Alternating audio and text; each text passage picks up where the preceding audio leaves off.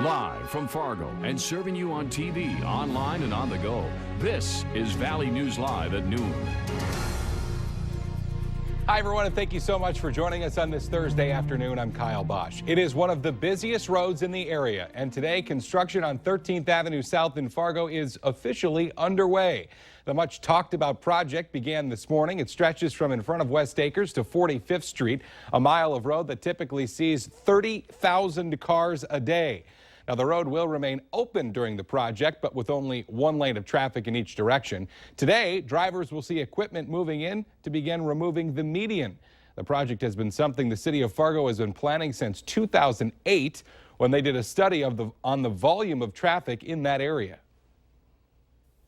We've known we needed to do it. You know, it's a big project for us. These aren't simple to do.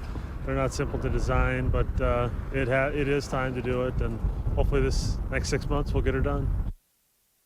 The reconstruction of 13th Avenue is set to run through October. Fargo police are reminding people to leave a little earlier than usual if their drive takes you to that area. They'll also be conducting extra enforcement in the work zone to cut down on speeders and people cutting through parking lots.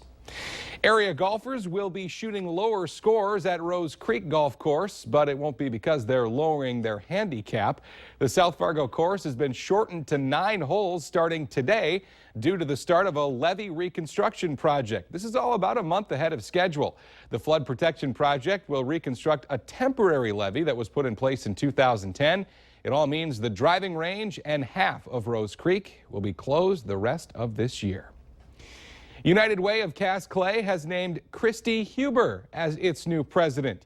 Huber has served as the Resource Development Director for the United Way from 2011 through 2014. Her first day on the job will be May 23rd, and to welcome her, the public is invited to a free reception that day. It goes from 3 to 6 at the Hilton Garden Inn in Fargo, and RSVP is required. If you'd like to attend, we have information on how to do it at our website. Just go to valleynewslive.com.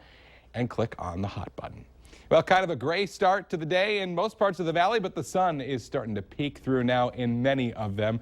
Let's check in with meteorologist Justin Fanfarelli for a first look at our forecast. And thank you, Kyle. Good afternoon, everybody. Yeah, we saw those clouds, a few sprinkles across the area as we went through this morning, but temperatures have rebounded pretty nicely as we saw more sunshine as we are now into early afternoon. 51 right now at Fargo, 48 Jamestown, the cool spot 40 up at Devil's Lake. And the wind is up there. It is a little breezy right now, mainly between 20 and 25 miles per hour, gusting to 31. And it is that cool northerly breeze. Other than that, we are just seeing mainly cloudy skies as you work your way off to the east and to the south of the Fargo area with more sunshine well off to our west working its way in. That's going to be the story. Partly cloudy to mostly sunny skies as we go through this afternoon. That should get temperatures into the mid to upper 50s across the area with that wind still breezy from the north. So how does the weekend look, and are we expecting more rain? I'll have the answer in full weather coming up later in the newscast. All right, Justin, we will see you then. The FBI is now leading the investigation into the death of a 1-year-old child whose disappearance prompted an Amber Alert in North Dakota. The Highway Patrol issued that alert early yesterday morning because investigators thought Kensley Olson might have been brought to North Dakota. However, 2 people from Minot believed to be involved were later cleared of any involvement. Police in Poplar, Montana, where the girl's body was found, do have a woman in custody in connection with the child's death, but have not released any other details. It was a packed house of about 700 people, all at a public forum talking about budget cuts at the University of North Dakota. School officials are trying to make $21 million in cuts because of a state budget shortfall, and some of those who showed up yesterday were pretty upset. Not just over the possible loss of 2 programs, a minor in sign language and the music therapy program, but also the possible loss of jobs.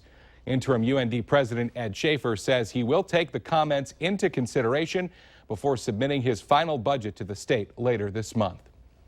If you're losing sleep over a money problem, you are not up alone. According to a report released today by creditcards.com, 68% of women and 56% of men are losing sleep over at least one money problem. Saving for retirement was found to be the biggest financial fear for both genders, while paying for health care or insurance bills was the second biggest concern among women, while education expenses ranked second on the worry list among men. Food chains continue to move toward healthier options, and Papa John says as of today, high fructose corn syrup is off the entire food menu, the first national pizza chain to do so. The company says the change includes all pizza ingredients, pizza toppings, dessert items, and sauce selections.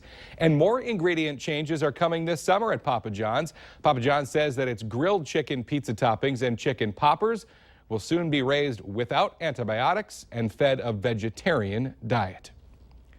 Tesla Motors continues to get orders for its electric car for the masses, the Model 3.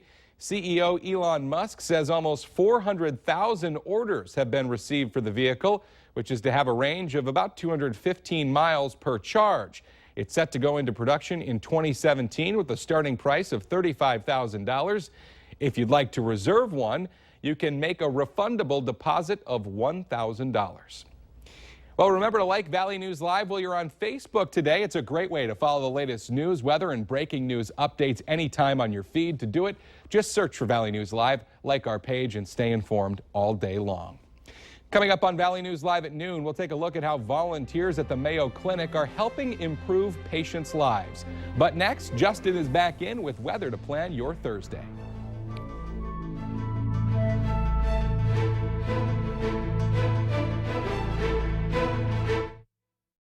You're watching Valley News Live on TV, online, and on the go. Always on, wherever you are, whenever you need to know. Valley News Live.